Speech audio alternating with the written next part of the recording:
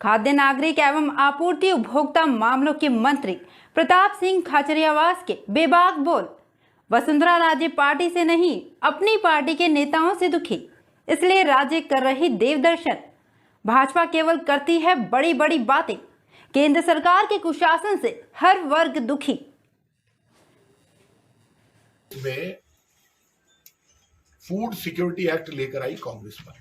2011 की जनगणना के अनुसार पूरे देश में गेहूं का आवंटन होता है। तो गेहूं का आवंटन कब से हो रहा है? सरदार मनमोहन सिंह जी जब प्रधानमंत्री थे, सोनिया जी चेयरपर्सन थी यूपीए की, हमारी सरकार थी, तब हमने राष्ट्रीय खाद्य सुरक्षा गारंटी कानून बनाया। 1 रुपए किलो 2 रुपए किलो में गेहूं देना शुरू किया पूरे देश में। तो 2011 में जिन लोगों को जोड़ा 2011 की जनगणना के अनुसार, वो ही आज जुड़े हुए हैं। हमने केंद्र से कहा भाई साहब आज की जनगणना के अनुसार गेहूं दे दो हमको, वो तैयार नहीं हुए। इस वक्त हमें 4 करोड़ 46 लाख मीट्रिक टन, 4 करोड़ 46 लाख लोगों का गेहूं हमें मिलता है। 4 करोड़ 46 लाख लोगों को राजस्थान। हमने कहा साहब 2011 की जनगणना को छोड़ के आज की जनगणना के आधार पर दे दो, नहीं दिया। अब हमने जब पोर्टल खोला है, भारत सरकार हमें गेहूं नहीं बढ़ा रही है, हमने पोर्टल खोला उन गरीबों के लिए जो इसमें जुड़ जाए। अब वो जुड़ गए, अप्लाई कर, अब उनकी स्क्रूटनिंग चल रही है। 10-15 दिन के अंदर अंदर उनकी स्क्रूटनिंग हो जाए, हम उन लोगों को जो पात्र हैं उनको गेहूं देंगे।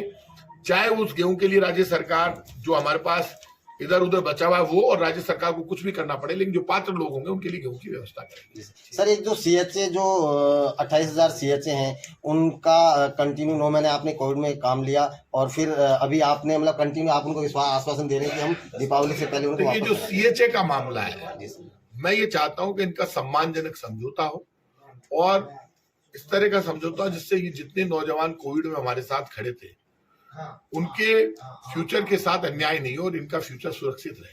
इसको लेकर मैं मुख्यमंत्री जी से बात कर रहा हूं, और मैंने, वो लोग मेरे से मिलते रहते हैं, मैंने उनसे कहा आप चिंता मत करो, मैं आपके साथ हूं। तो जल्दी मुख्यमंत्री जी से बातचीत करके ऐसा रास्ता निकालेंगे जिससे सीएचए भी संतुष्ट हो जाए और ये 28,000 लोग हैं, इनका फ्यूचर सुरक्षित हो जाए। धन्यवाद। लेकिन राजस्थान की सरकार को बीजेपी से कोई डर नहीं है, ना तो बीजेपी में दम है, ना बीजेपी के साथ जनता है, ना बीजेपी विपक्ष की भूमिका निभा पा रही है। बीजेपी तो सिर्फ बयान देने के लिए, खुद की उपस्थिति दर्ज कराने के लिए बीजेपी के नेता एक्ट करते हैं। कभी गवर्नर से मिलते हैं, कभी अध्यक्ष जी से मिलते हैं। अब थोड़ा सा उन्होंने यहाँ पे, मैंने सुना कि कहीं सम्मेलन किया है शेखावाटी में, फतेहपुर में एक सम्मेलन किया है, लक्ष्मणगढ़ में उन्होंने सम्मेलन किया। बाकी बीजेपी जितनी जोर अजमाइश करती है बातें, आप मुझे बता दो, वल्लभनगर में बीजेपी ने अभी चुनाव लड़के आए थे, जमानत जब्त हुई बीजेपी। दरियाव में बीजेपी 30 नंबर पर आई, पंचायत हार गई, निगम हार गई, सब जगह हारी है बीजेपी। तो बीजेपी अंदर खाते खुद भी जानती है उनकी क्या पोजीशन है, क्योंकि जब जाएंगे वो राजस्थान के चुनाव में तो उनको जवाब देना पड़ेगा। पेट्रोल का, डीजल का, गैस सिलेंडर का, महंगाई का, गरीबी का, बेरोजगारी का कोई जवाब ही नहीं है। लोग पूछते हैं भाई साहब रोटी तो दो, रोटी देते नहीं हो, बातें बड़ी बड़ी। 19 के बाद ये चर्चाएं थी कि 19 के बाद हलचल होगी राष्ट्रीय अध्यक्ष के चुनाव। देखिए, अभी हमारे राष्ट्रीय अध्यक्ष बन गए। कांग्रेस पार्टी में अभी एक ही मुद्दा है, और ये वक्त आ गया है जब हम सबको सारे इंटरेस्ट भूलकर एक होकर कांग्रेस पार्टी को फिर से सरकार बनाने के लिए काम करना पड़ेगा।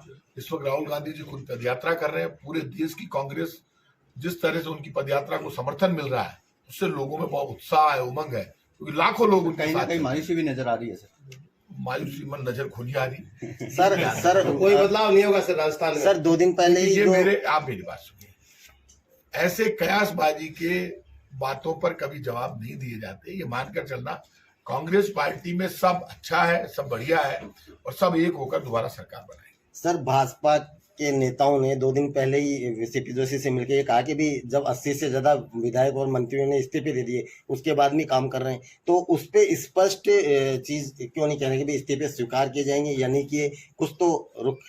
तो एक बात तय कर लेना, एक तो बीजेपी से सर्टिफिकेट नहीं चाहिए। बीजेपी का जो सर्टिफिकेट, बीजेपी है कौन बीजेपी, क्या बीजेपी, कौन बीजेपी के नेता? जनता लेके आओ, ऐसे राज मिलता है क्या? चुनाव होगा, आ जाना, 100 साल बाद चुनाव में फैसला हो जाएगा। सर, डायलॉग बाजी जो बीजेपी के नेता करते हैं, विधानसभा के अंदर 4 दिन इन्होंने खराब किए और बाद में खुद ही बैठ गए टेबल पे। हमने कहा था कि विधानसभा चलने दो, 4 दिन खराब के बाद में वापस क्यों बैठ गए? बोले यही बैठ गया। क्या है सर? बीजेपी का जो भी मुद्दा उठाया उन्होंने किसी भी मुद्दे को कभी भी अंजाम तक ले जाने की कोशिश ही नहीं की। रसद विभाग ने जो आवेदन लिए थे खाद्य सुरक्षा नागरिक ये आपने अच्छा सवाल उसके किया है। उसके आवेदनों का अभी तक मतलब सत्यापन हो रहा है क्या हो रहा है समझ कब तक